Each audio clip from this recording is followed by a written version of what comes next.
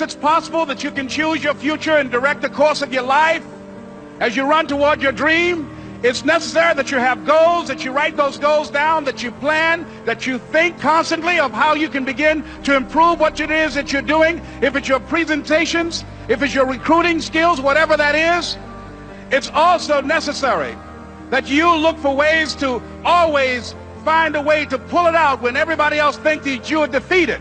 That you've got to take personal responsibility to know that in order to become successful, you've got to make it your personal business to do it. But the next thing, ladies and gentlemen, I want to share with you that some of you already know that it's hard. It's not easy. It's hard changing your life. It was hard when just over 3 years ago in the Penobscot building in Detroit, Michigan, where I was operating my business, and I fell on some hard times, and I was sleeping in my office. It was hard coming into the lobby, and the security said, "Excuse me, Mr. Brown, can we see you for a moment?" And I said, "Yes." And I walked up to the counter, and he gave me an envelope. And he said, "Would you mind reading it here?" And I opened the envelope, and the envelope was from management that said, "This is an office tower. It's not a hotel. Please do not sleep in your office." And I said, "Excuse me, sir." I said, "I just work long hours in creating my business. I'm an entrepreneur.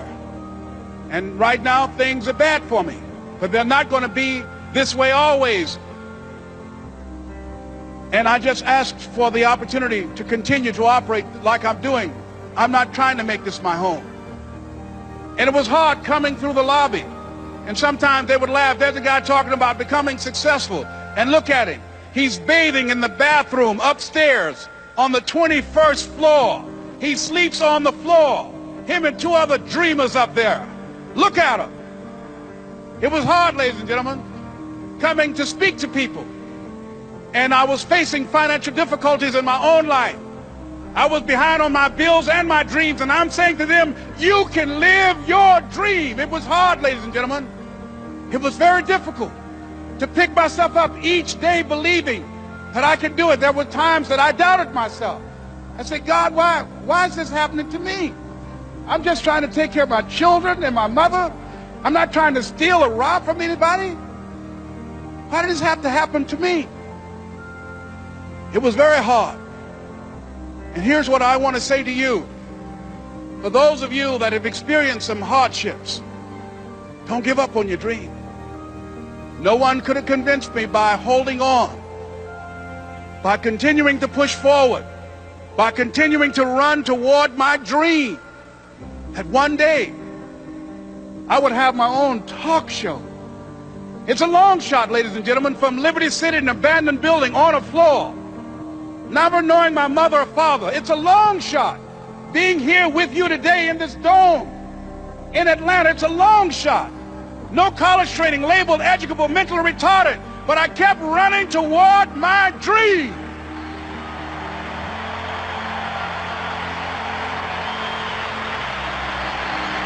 Don't stop.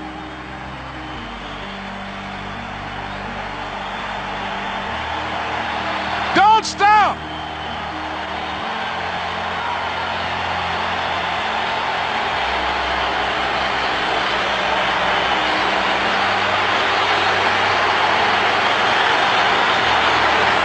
Don't stop running toward your dream.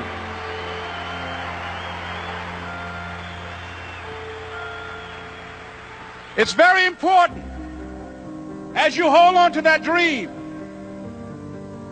There are moments when you're going to doubt yourself. There are rough times that are going to come, but they have not come to stay. They have come to pass. It's very important for you to know that. Don't say I'm having a bad day. Say I'm having a character building day.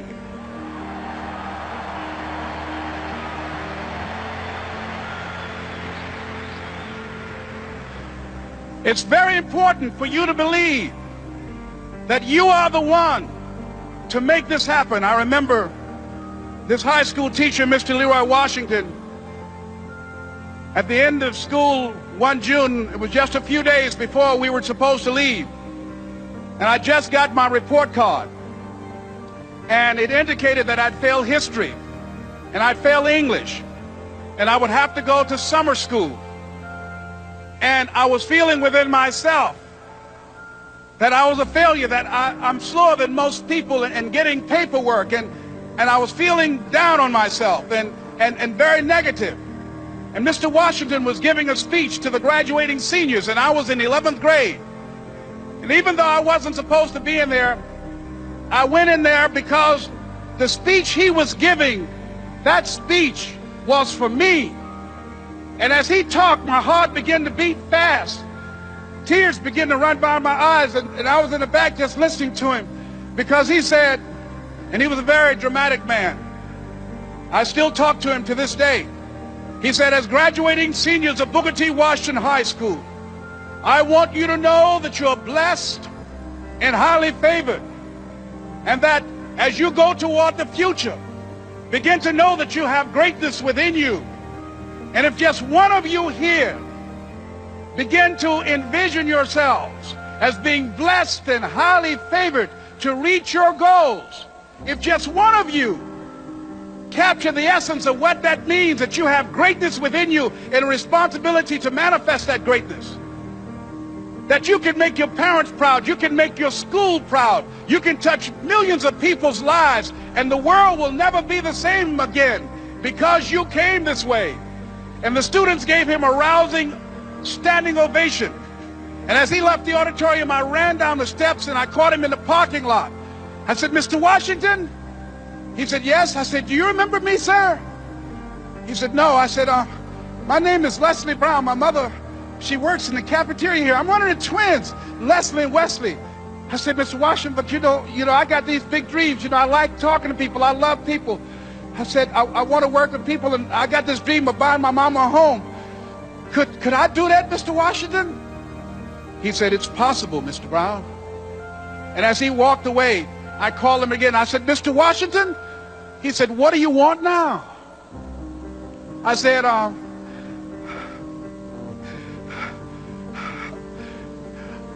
the one, sir. I said, I'm the one. You remember me, sir. I'm Miss Mamie Brown's boy. I'm the one. I'm the one.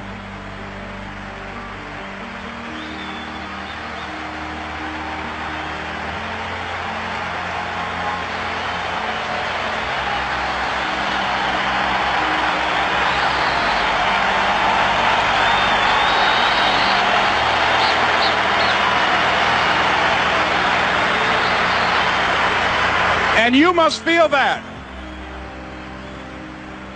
that's why you're here, because you are the one.